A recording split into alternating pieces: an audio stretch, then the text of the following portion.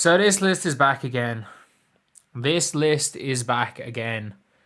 The list of the top 10 players in women's college basketball history. Um, do I have a problem with it, any of this? Not really. Not really.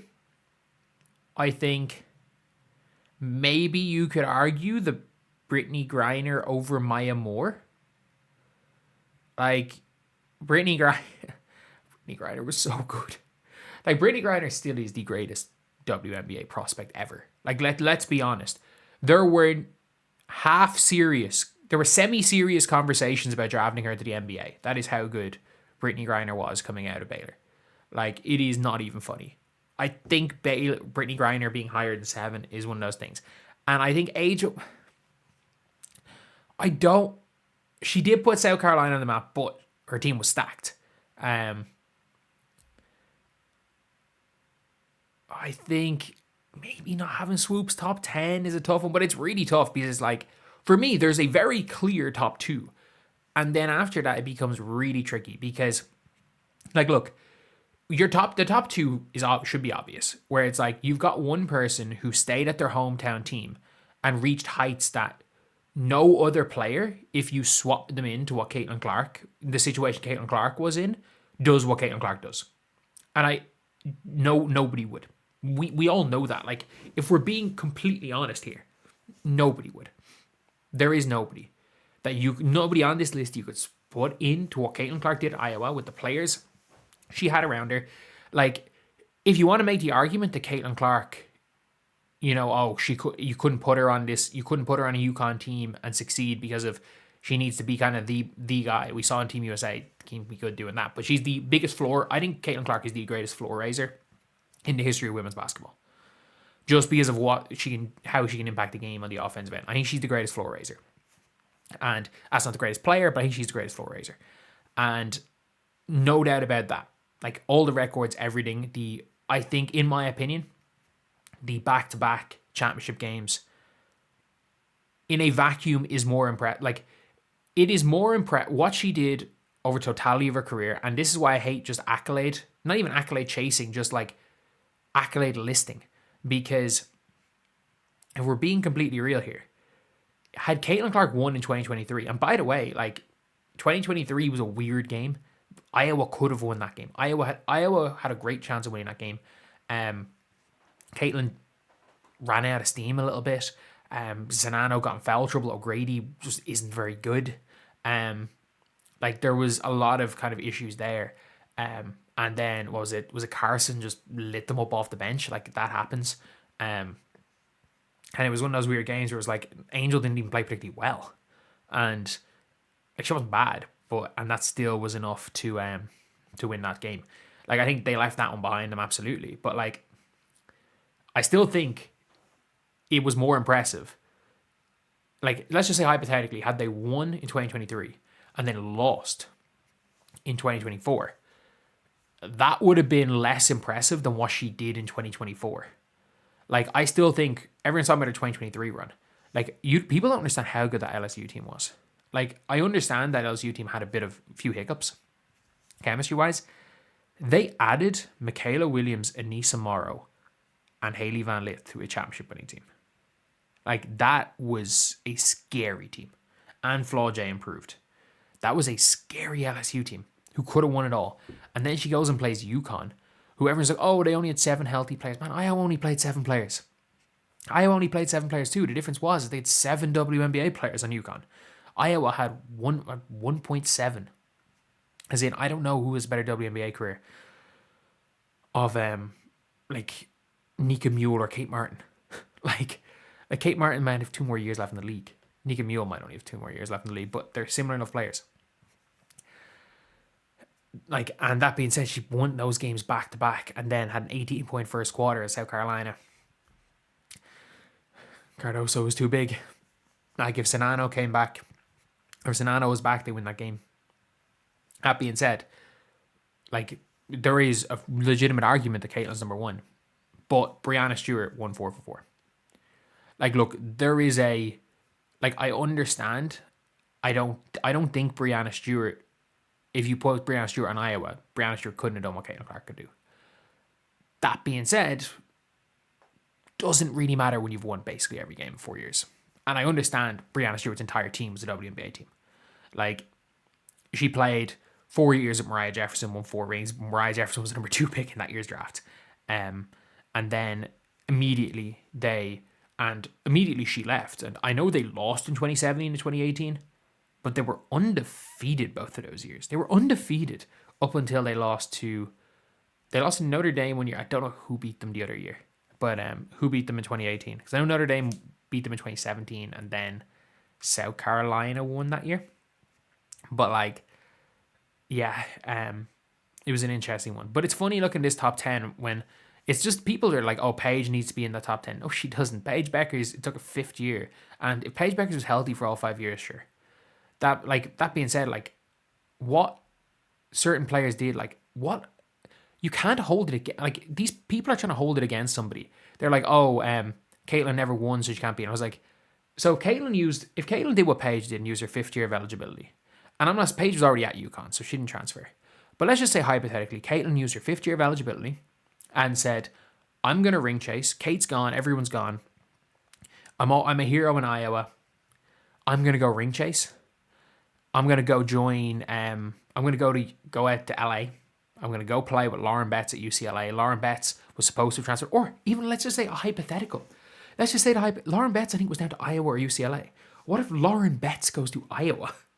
Caitlin wins the 2024 championship. True, nothing changed with how she was. If nothing else, Caitlin had to have a greater carry job to get to the final. But she could have been worse and ended up with a title if Lauren Betts goes there through no fault of her own. But these people, because they're anti-Caitlin, would then change the narrative. Because let's be real here. Caitlin Clark, what she did statistically will never be done again. She had half a year taken off for COVID and still broke the NCAA all-time scoring record. And I understand whatever. Pistol beat Maravich. Like, he took a year off. But, like, amazing how every player broke Caitlin. And this is the thing where it's like, there's two ways of looking at this again. Stewie was the greatest winner. Caitlin Clark did the most with the least. And if you want to say, oh, what about Kelsey Plum? Didn't nearly have a success. Like, Breanna, you might have said, oh yeah, Breanna could have won at Oregon. Do you know how fucking good that Oregon team was? Like, people do not understand how good Oregon 2020 were. Satu Sabli, Niara Sabli, Sedona Prince, Sabrina Ionescu. Like, Oregon was the team. Holly Winterburn was there, I think, as well. I don't know if she lasted a full season. I'm pretty sure that was the Oregon team. Like, I know Sedona Prince is, for non-basketball reasons, in the WNBA. There's 5 WNBA players on that roster, including multiple All-Stars. Like, they were so good. But, yeah, it is just one of those things where it's like, oh, number 1 player on the list for a reason, 99% relevant that exists. As Cyclone hates Iowa, CC's number 1 is not close. How is Clark not number 1? Caitlin's becoming overrated. All-time women's college basketball player. You know what? I get it. This is AI. And who the fuck are these people? Who are these people? Genuinely, who are these people? None of these even look remotely like Aja Wilson. Kind of looks like Maya Moore. Brittany Griner are 7 and 8. I don't know who that is for Candace Parker. Is Cheryl Miller Cheryl Swoops? You can kind of make out that's Caitlin. Kinda. I don't know who that is instead of Taurasi, but this could happen. I'm sorry, if Sarah Strong goes 4 for 4, she doesn't have the... I understand that right now she has... Last year she had Paige, Caitlin Chen and everybody, but she's not going to have the teams around her that Stewie did. She's not going to walk in and suddenly you're coming into your senior year and you get the number 1 recruit in the nation, Kaylee Lou Samuelson. UConn aren't recruiting in America anymore. None of the top recruits are going to UConn anymore. Sarah Strong might be the last one. They're just recruiting overseas. Like, if Sarah Strong goes 4 for 4, if she pulls a Stewie with less help, and I believe Sarah Strong is a comparable level recruit and comparable level prospect to Caitlin Clark. Not the same in terms of the box office, but like in terms of pure ability. I don't think she's the floor raiser of Caitlin Clark, but I mean she fits in better than Caitlin Clark. But like, that is a legit question. When it's all said and done, if Sarah Strong could be the best ever, it's not going to be Juju. It definitely wasn't Paige. It's not going to be Michaela Blake's. It's not going to be Hidalgo, even though I fucking love Hannah Hidalgo. It could very well be Sarah Strong. And this whole argument is hilarious. But all the UConn fans still, to this day, being like, oh, Caitlin never won. But like, what if Caitlin transferred and went to UConn? Won a title in UConn? You probably would stop being UConn fans.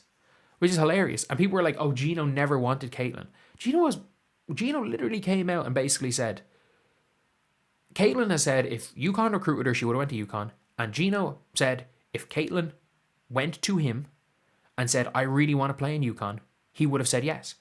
The reason why he didn't bring Caitlin is because he got Paige when she was a kid. I think Paige committed in like her sophomore year of high school. So he got Paige when she was like 15. And basically, Gino didn't want to go heavily recruiting a player who played basically the same position as Paige.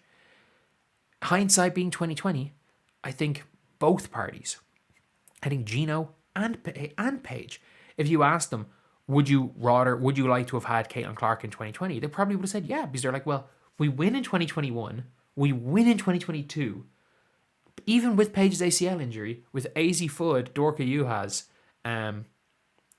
Aaliyah Edwards, Nika Mule, Lulo Peseneschal, 5 WNBA players. Like, not even mentioned. Like, that was the year they lost early. They have 5 WNBA players. Even with that team, you go and win in 2023. You then win in 2024. And then Paige does her COVID year. Sarah Strong comes in and you win in 2025. And then they're going to win in 2026. Like, I'm going to be real here. Like, there's no way in hell that either of Gino or Paige, if they were offered a time machine and they were being truly honest, wouldn't take probably winning 6 in a row. They might lose 1 in there, but probably winning 6 in a row. Staley in South Carolina, nobody will talk about that team anymore. South Carolina might fade. It's a crazy situation. But like, again, let's just say hypothetically again, Caitlin stays for a 5th year. And 2 of the top transfers. Like, let's say Kate Martin's gone. And Niepkins transfers a year earlier. She looks to transfer a year earlier from Utah, goes to Iowa. Trying to think of a big that could have potentially transferred. Kiki Iriafen. Imagine, I get it, she probably wants to stay on the West Coast, but maybe you could convince Kiki Iriafen, if Caitlin Clark's there, okay, shit, she's gonna make you a number 2 or number 3 pick in the draft. And instead of Juju, and it's like, okay, maybe Kiki goes there, and they go and win a title, and Caitlin's played a 5th year, then find that as a way of holding against her too. Because at the end of the day, it's like, when it says top 10 players, it's not top 10 players who went to UConn. It's not top 10 players who played with 10 other WNBA players and won a national championship. There's a big difference. When it comes to college sports, when it comes to school sports, it's very different kind of than winning in the pros. And even at the same time, like, we don't call Bill Russell the GOAT. Like, people watch the game. They analyze the game. Some people just read box scores. But you can still see who clearly are the best players.